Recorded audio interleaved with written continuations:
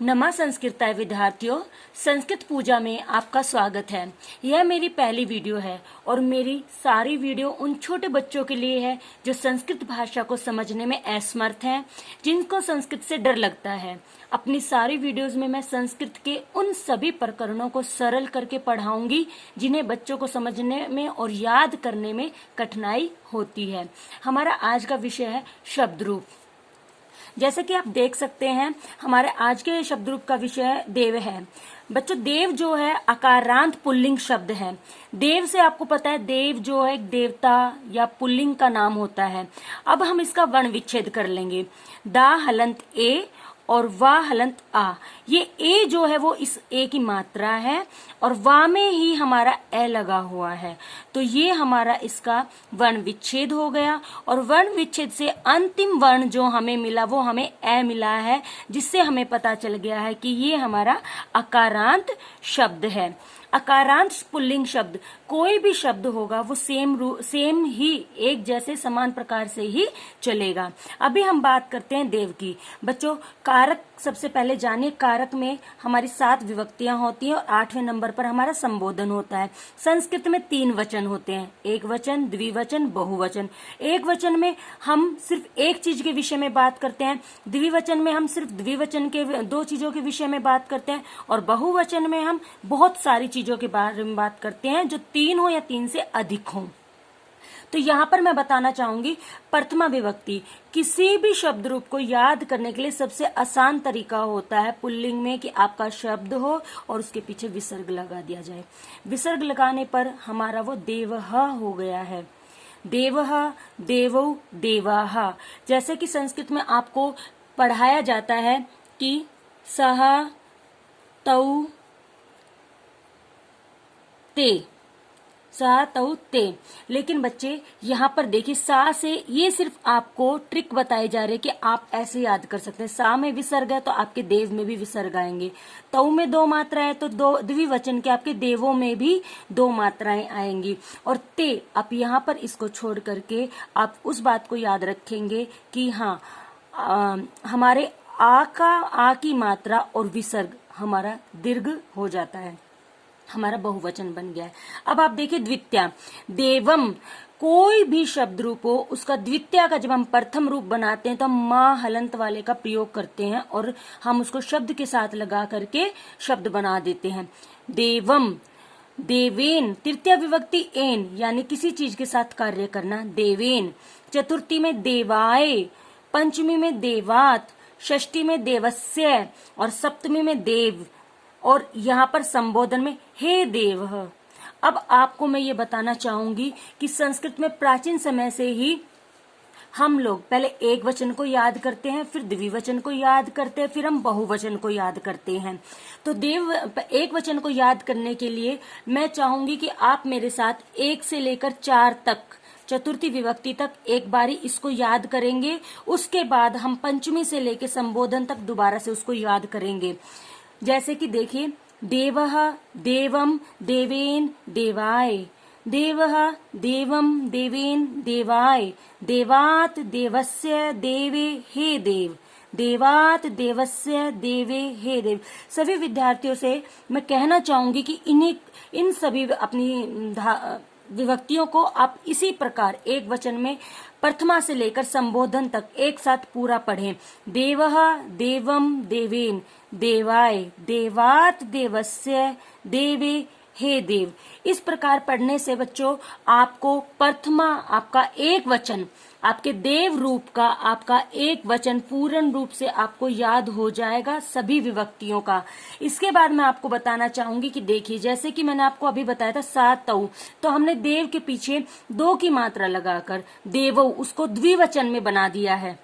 द्विवचन में बनाने के बाद द्विवचन की सबसे बड़े और सरल बात क्या है बच्चों, कि आपको इसमें मात्र 3 शब्दों को याद करना पड़ता है, देवौ, देवाभ्याम, देवयो। आपको ये बताते हुए मुझे बड़ा मतलब खुशी महसूस हो रही है कि देवों को अगर आप प्रथमा द्विवचन को याद कर लेते हैं तो आपका द्वितीय द्विवचन आपको सेम वैसे ही याद हो जाएगा, देवो। और ये देखिए देवो। तृतीया में आपको देवाभ्याम करना है, देवाभ्याम, चतुर्थी में भी देवाभयाम होगा और पंचमी में भी देवाभयाम होगा, और षष्ठी में आप इसमें देवयोः, और आपका सप्तमी में भी सेम ही रहेगा। अब हम फिर से वही अपना ट्रिक यहाँ पर लगाएंगे कि पहले हम 4 को पढ़ेंगे, उसके बाद हम फिर 4 को पढ़ेंगे। जैसे कि शुरू करते हैं, देवो देवो देवाभयाम देवाभयाम, देवो देवो देवाभयाम देवाभयाम, देवाभयाम देवयोः देवयोः, हे देवो। इसी प्रकार बच्चों, विद्यार्थी, आप सबको मैं फिर से कहना चाहूंगी, आप इसी प्रकार से इसको दोबारा से पढ़ेंगे तो आपको ये बहुत अच्छे से याद हो जाएगी और आपको कहीं पर कोई समस्या नहीं आएगी। अब हम बात करते हैं बहुवचन की।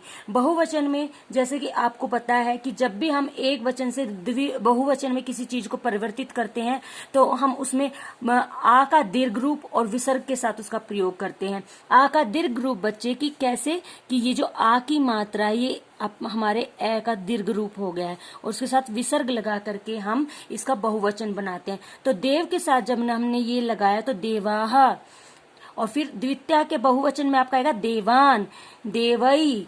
अभी मैं जो आपको यहाँ पर बताने जा रही हूँ वो सबसे बड़ी बात ये है कि याद करने में बच्चों को इस तरीके से सभी पढ़ाते हैं, लेकिन याद करने का तरीका में जो छोटे बच्चों के लिए है, आपको डरने की बिल्कुल जरूरत नहीं है। आप लोगों को ये पता है, आपकी बुक में सब कुछ लिखा हुआ है, नेट पे सब कुछ आपको मिल जाता है, लेकिन याद करिए।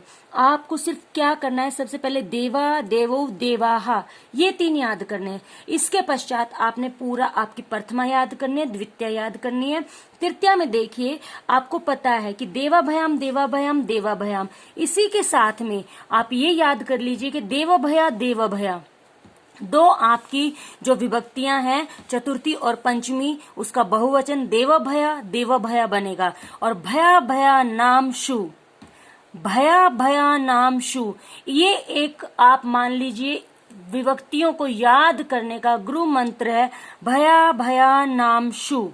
ये याद करने के बाद आप देखिए आपको 4 रूप बिल्कुल इतने अच्छे से याद हो जाएंगे। और बच्चे, मैं आपको बताना चाहूंगी कि 4 रूपों में से नाम, नाम एक ऐसा शब्द है कि आप चाहे स्त्रीलिंग याद करें, नपुंसक लिंग याद करें या पुल्लिंग याद करें, नाम जो है आपका षष्ठी विभक्ति बहुवचन में नाम ही रहेगा, किसी में भी ये परिवर्तित नहीं होगा। देवा नाम, लता नाम, रमा नाम, रामा नाम, हर किसी में। देवेशु, ये शु आपका सप्तमी बहुवचन में ऐसे ही प्रयोग होगा, चाहे वो कोई से भी शब्द का रूप हो।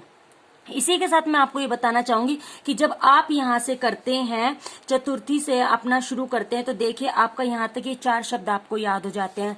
प्रथमा को आप पहले ही याद कर चुके हैं, लिख चुके हैं। अभी आपको सिर्फ याद करने में दिक्कत आएगी इन 2 शब्दों को, तो इतना तो आपको याद करना पड़ेगा, देवान देवैः, देवान देवैः।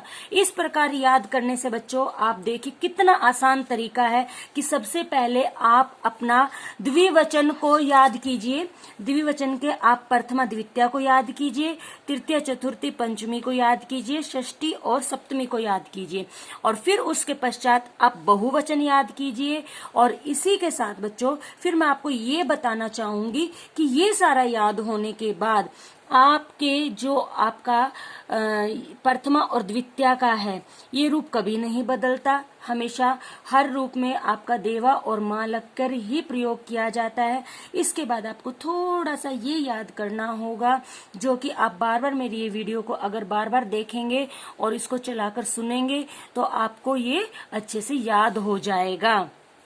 इसी के साथ बच्चों आज मैंने आपको देव का रूप बताया, और लास्ट में जाते जाते मैं आपको एक बात बताना चाहूंगी कि जितने भी अन्य अकारांत पुल्लिंग संज्ञाएं होंगी, जैसे बालक, राम, वृक्ष, सूर्य, सुर, असुर, मानव, अश्व, गज, छात्र, शिष्य, और भी अन्य बहुत सी ऐसी हैं जो इसी प्रकार से सेम इन्हीं प्रत्यय चिन्हों का प्रयोग करते हुए और आपका ये ऐसे ही रूप बन जाएगा। तो यदि आप देव, राम या किसी भी एक अकारांत पुल्लिंग शब्द को अच्छे से याद कर लेते हैं, मैंने अकारांत आपको निकालना बता दिया है, तो आपके लिए और अन्य को याद करना बहुत ही आसान रहेगा। इसी के साथ मैं इस वीडियो का यहाँ पर समापन करती हूँ, और मैं आप लोगों से एक प्रार्थना करती हूँ, अगर आपको यह वीडियो पसंद आया है तो कृपया इस वीडियो को लाइक करें और चैनल को सब्सक्राइब करें, और कमेंट करके बताएं कि अगला प्रकरण आप क्या पढ़ना चाहेंगे। धन्यवाद।